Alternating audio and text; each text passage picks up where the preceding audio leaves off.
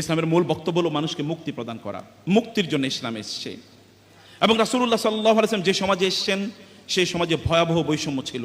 এবং আপনারা যারা বৈষম্য বিরোধী আন্দোলনে আপনারা যারা নতুন একটা বাংলাদেশের স্বপ্ন আমাদেরকে দেখিয়েছেন, আপনাদের প্রতি কৃতজ্ঞতা। সেই সময় এই বৈষম্যের বিরুদ্ধে যিনি কথা বলেছেন তার নাম হচ্ছে মুহাম্মদুর রাসূলুল্লাহ সাল্লাল্লাহু আলাইহি ওয়াসাল্লাম। সবচেয়ে বেশি বৈষম্যের শিকার ছিল নারীরা। আপনি জানেন জাহেলি যুগে নারী কন্যা সন্তান যদি জন্ম নিত তখন তাকে জীবন্ত প্রথিত করা হতো। ওয়াইজা বুশশিরা আহাদুহুম বিল উনসা যাল্লা ওয়াজহু মুসওয়াদ্দান ওয়া হুয়া কাযিম।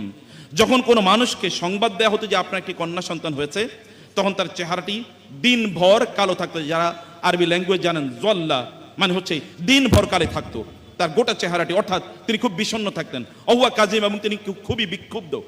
ইয়াতাওয়ারা মিনাল কওমি মিন সুই মা বুশশিরা বিহি। তিনি মানুষ থেকে তিনি চলে যেতেন কোলাহল থেকে, এবং তিনি জনপদ থেকে, তিনি শহর থেকে তিনি অনেক দূরে অথবা বন জঙ্গলে অথবা মরুভূমিতে চলে যেতেন।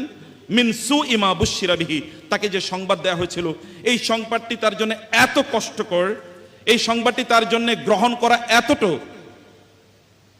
মানে অচিন্তনীয় যে তিনি এই দুঃখকে হাইড করার জন্য, গোপন করার জন্য তিনি দূরে সরে যেতেন। তিনি মরুভূমিতে চলে যেতেন অথবা জঙ্গলে চলে যেতেন। আল্লাহ বলছেন ইয়াতাওয়ারা মিনাল কওমি মিন সুই মা বুশশিরা বিহি আয়ুমসিকুহু আলা হুনিন আম ইয়াদুসু ফিত তরাব। তাকে কি রেখে দেবেন কারণ এটা তার জন্য একটা লজ্জার কারণ হবে? আম ইয়াদুসু ফিত তরাব, নাকি তাকে মাটিতে তিনি পুঁতে রাখবেন, এরকম চিন্তা করছিলেন। এবং পরবর্তী তারা তাকে মাটিতে পুঁতে রাখতো। নারীদের সেখানে সম্মান ছিল না। বিশেষ করে আমরা নারীদের যদি আধুনিক শিক্ষার কথা বলি, এমনিতে সেই সমাজে খুব বেশি শিক্ষা ছিল না। ঐতিহাসিক বালাজুরিয়ের মতে তৎকালীন গোটা আরব বিশ্বে মাত্র 17 জন লোক পড়তে এবং লিখতে জানতো, এর মধ্যে নারী একজন ছিল না। শিক্ষায় তাদেরকে বঞ্চিত করা হতো এবং তাদেরকে প্রায়োরিটি প্রদান করা হতো না। অর্থের ক্ষেত্রে তারা কোনোদিন প্রায়োরিটি পেতেন না, নেতৃত্বে তারা কোনো প্রায়োরিটি পেত না ইত্যাদি। এবং সেখানে কৃতদাস প্রথা ছিল, সবচেয়ে বেশি লাঞ্ছিত অপমানিত হতো, সবচেয়ে নিচু করে যাদেরকে রাখা হতো তাহলে কৃতদাসীরা। এগুলো লিটারেচার আপনাদের জানা আছে।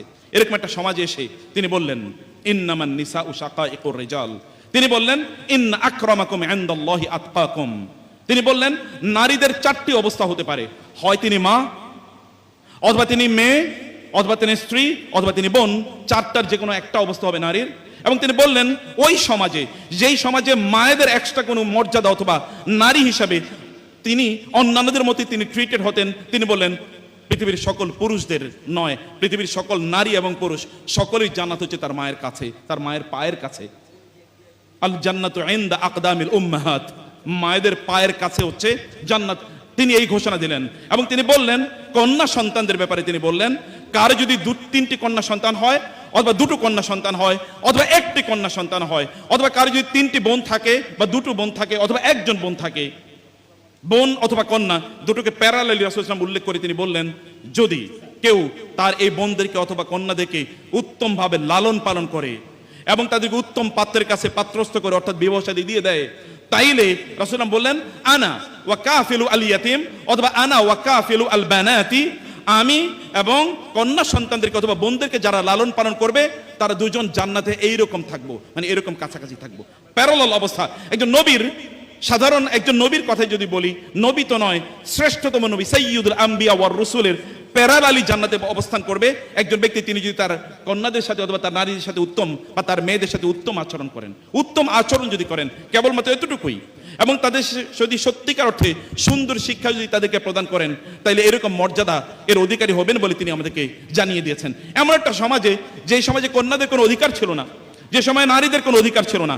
আপনি এখনকার সমাজের কথা চিন্তা করে লাভ হবে না। আপনাকে 1500 বছর আগের তৎকালীন সমাজে এইরকম একটা বক্তব্য দেয়া বা এরকম কোনো কথা বলা, এটি কোনো অবস্থায় সাধারণ বিষয় ছিল না।